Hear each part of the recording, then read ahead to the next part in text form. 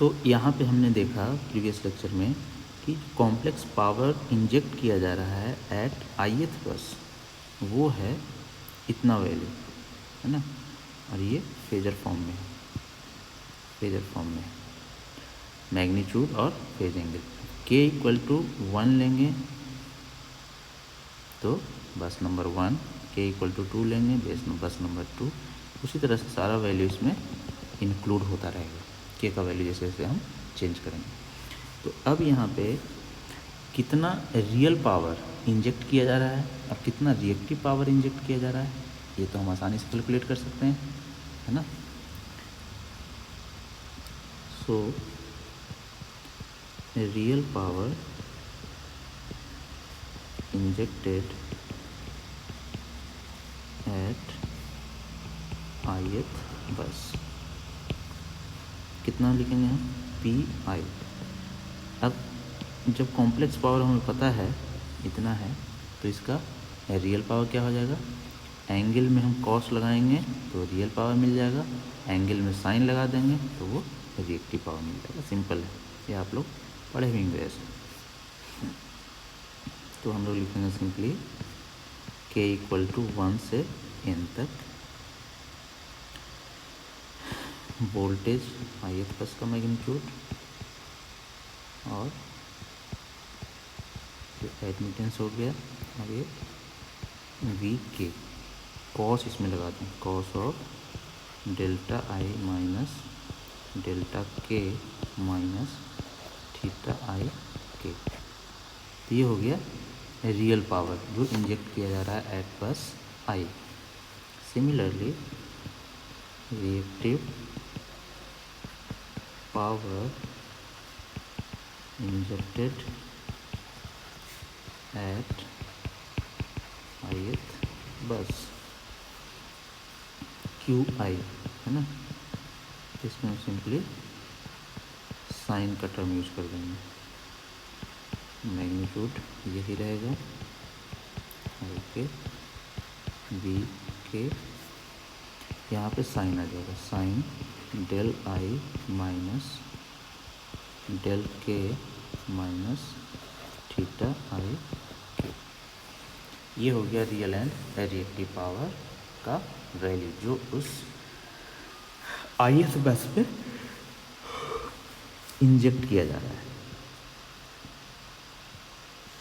इसको हम यूज करेंगे।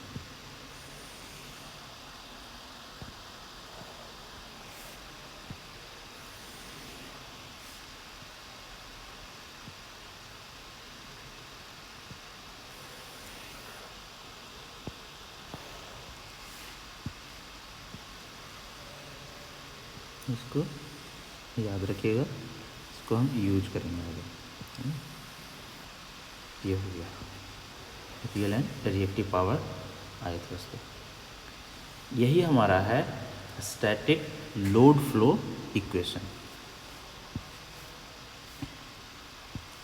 These are static load flow equation।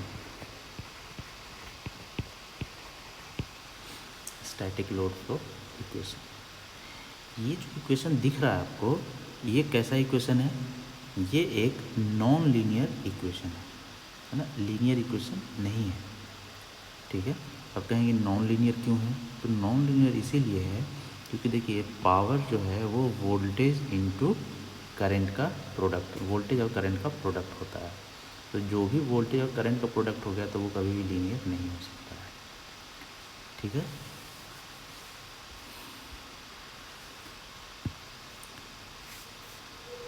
These are non-linear equations because of product of V and I। Voltage और current का product है, तो इसीलिए ये कभी भी लीनियर इक्वेशन दे ही नहीं सकता है, ये हमेशा देगा कैसा, नॉन लीनियर इक्वेशन। अब इस नॉन लीनियर इक्वेशन को सोल्व करना है ना हमारे पास। यही सब चीज़ तो आपको स्टार्टिंग बताए थे कि बस पे डिफरेंट पैरामीटर्स स्पेसिफाइड होता है और कुछ पैरामीटर कैलकुलेट करना होता है। तो कैलकुलेट क्या करना होता है वो हमने एक चार्ट बना कर बताया था आपको। P और Q भी कई सारे बस पे कैलकुलेट करना होता है। तो हम यही P और Q जो इक्वेशन है इसी का यूज़ करके इसको सोल्व करेंगे और P और Q का वैल्यू कैलकुलेट करेंगे। वोल्टेज और लोड एंगल वो भी किसी पे कैलकुलेट करना है तो उसको भी हम कैलकुलेट करेंगे। मतलब हुआ कि हमारा जो नॉन लीनियर इक्वेशन है इसको अब सोल्व करना पड़ेगा। और इसको नॉन लीनियर इक्वेशन को सोल्व करना आसान नहीं होता है, इसलिए हम लोग मैथमेटिकल अप्रोच का यूज करते हैं। डिफरेंट टाइप्स ऑफ मेथड्स जो मैथमेटिकल मेथड्स हैं उसको हम लोग यूज करके और इसको सोल्व करते हैं। To solve these non-linear equations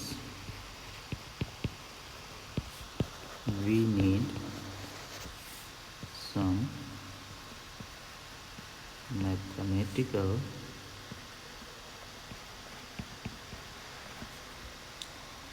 approach और मेथड्स। ठीक है, कुछ हम लोग मेथड्स का यूज करेंगे। तो इसमें जो मेथड यूज करते हैं उसमें पहला मेथड है Newton Raphson method. Method use करते हैं न्यूटन रैप्सन मेथड।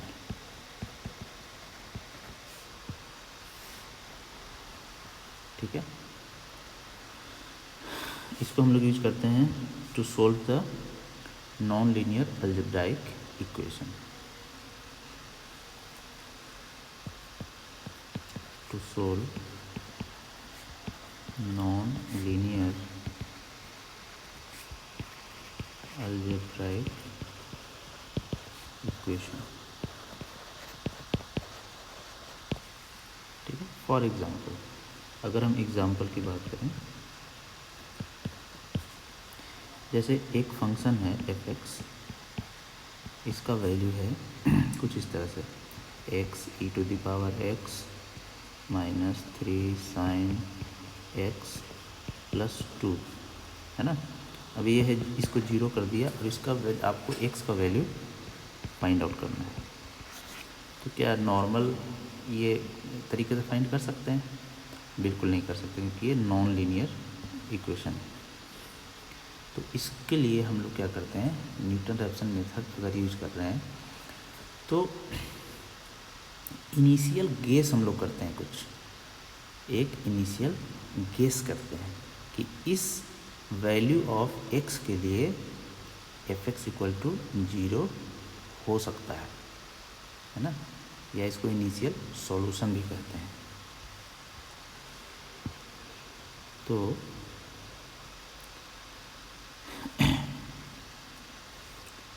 f(x) = 0 के लिए आप एक इनिशियल गेस करते हैं। इनिशियल गेस है ना, जिसको हमने कह दिया x0। ये x0 पे और इनिशियल सॉल्यूशन भी इसको कहते हैं, इनिशियल सॉल्यूशन। ठीक है,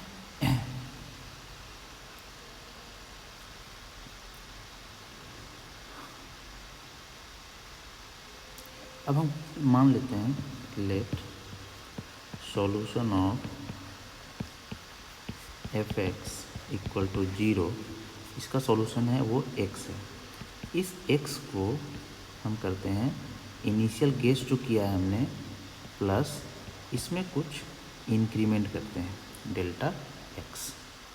ठीक है, अब ये अगर सॉल्यूशन है f(x) = 0 का, तो f(x0 + डेल्टा x) अगर इक्वेशन में रखेंगे तो वहाँ से क्या आना चाहिए, 0 आना चाहिए, है ना। वहाँ से आप 0 कर सकते हैं। अब अकॉर्डिंग टू टेलर सीरीज, है ना, यूजिंग